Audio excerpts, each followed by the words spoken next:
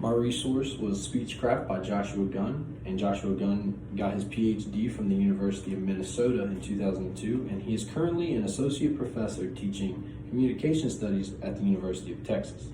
So today I'm going to be talking about how public speaking creates anxiety in a lot of people and how you can build confidence that can beat that anxiety mainly through preparation.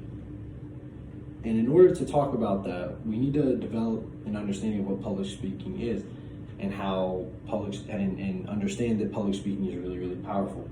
Public speaking is something that has been around for ages, and it's something that is going to continue to be around. The speaker has a lot of power in what he is talking about.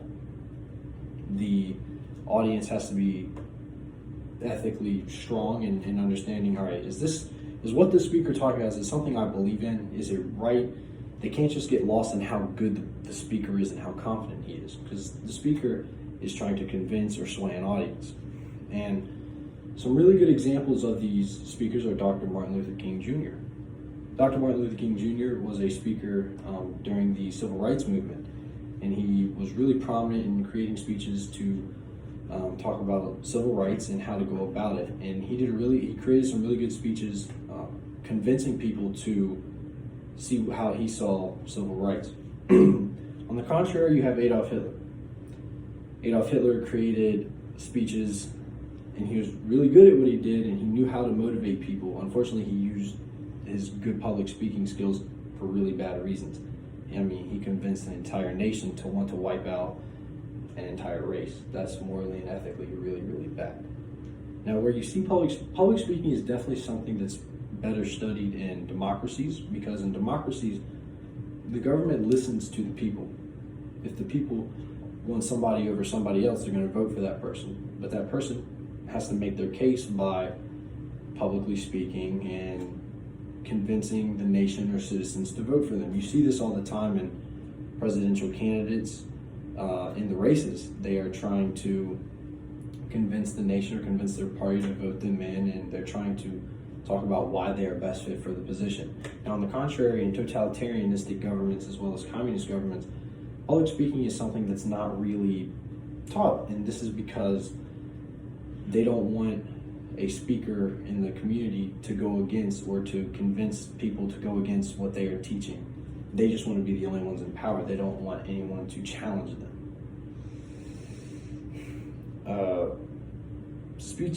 So now we get into speech anxiety. And speech anxiety is something that's very common in people. And the main stimulant of it is because you have the speaker and all the attention is on the speaker. It's all eyes on the speaker. A lot of people don't really know how to handle this. And a lot of people they don't know how to make excuses for if they mess up. I feel like in today's society, people are really leaning heavy on and needing to use excuses for if they mess up, or, all right, well, I know I messed up, but it was because of this, or they try to find cop-outs. But when you're making a speech or you're public speaking in front of a group, you know you're the only one that can screw it up. There's no cop-outs, there's no way that you can make an excuse. And with this, you have communication apprehension, and then you have speech anxiety. And communication apprehension is just the fear of verbal communication, and then speech anxiety is just communication apprehension just with making speeches. So the main way that you can go about overcoming speech anxiety is by preparing and practice. These are probably the two biggest ways that you can overcome your fear of public speaking and getting over that anxiety, because the more you prepare and practice, the more confident you're going to become. And it's also important to understand that public speaking is a craft and it's not a science. It's not something that's really ever set in stone. You will never really understand that, you'll never really see that if you start with something and you end with this every single time, you're going to get the same result.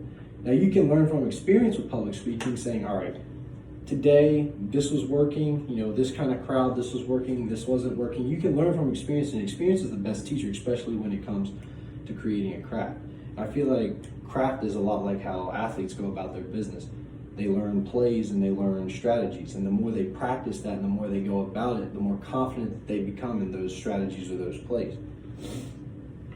But speechcraft, it's not like it's not something that's ever really set in stone. It's not like a science or a math. In math, if you study 2 plus 2, 2 plus 2 equals 4. No matter if you write that upside down, left to right to left, that 2 plus 2 equals 4. So when you go into the test, whenever you see 2 plus 2, for a fact you're going to get it right because you know it is 4. Unfortunately, with public speaking, it's not like that because you never know.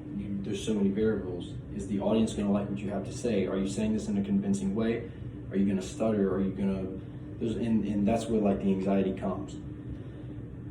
But confidence will beat anxiety. The more confident you become, the less anxious you're going to be. And so your confidence comes from your preparedness and your visualization. If you visualize yourself doing really well, you'll start to feel more confident. And your visualization usually comes before you even start the research process, before you even start creating that speech. And so, you have to appear confident even if you're not. So as soon as I got my topic, I know I was a little nervous because I was like, how am I going to do this? And that was kind of the anxiety part. But as soon as I started my research and started creating my speech, I felt more confident in it. And so the more you prepare and the more you practice, the more confident you're going to feel. But it is okay to think about the negatives that could happen. That's okay. And here's why it's okay. Because you can see what to avoid. You can see what might go wrong or what I need to look out for. Now, the only thing is you cannot dwell on this. If you dwell on it, you're only going to send yourself in a downward spiral. And you don't want that. You want to remain confident. Now, it's okay to be like, all right, what could go wrong? Well, I could forget my speech or I could stutter. Well, you can think, all right, well, let me practice so I don't forget my speech. I'm going to work on not stuttering. So that's okay to view it that way. Now, there's 4 main steps to planning a speech. You have research, you have organization, you have practice, and you have delivery. Now, the research, that's when you're collecting your thoughts. That's when you are saying, all right, I think this is going to work. I want to do it this way. I don't want to talk about this. That might be off topic. Or let me show an example of this. And so that's your research. You're collecting those thoughts. Then you have the organization part of it. That's when you find your structure, you find those main points, and you think about how you want to say them, in what order and what fashion you want to go about it. That's when you really start to hone in on, it's going to go boom, boom, boom, or it's going to go this way or that. That's the organizational structure part of it. And then you have the practice. To me, practice is the most important part because that's when you really get to see how it's going. Is it smooth? Is it at a good pace? Am I loud enough? How am I feeling about this? What works? What doesn't work? So, and the more you practice, the more that you practice speaking as if there's a crowd, the more better you're going to feel for your delivery. And that's when you just go out, you feel confident, and you just deliver a good speech. And you're confident in your ability. And your confidence, speech anxiety is always going to be there. It's always going to be something that's a part of life. But the better you prepare, the more confident you're going to feel. So if you take advantage of your preparation and you take quality time to prepare, you will have a great confidence and you will do well on the speech.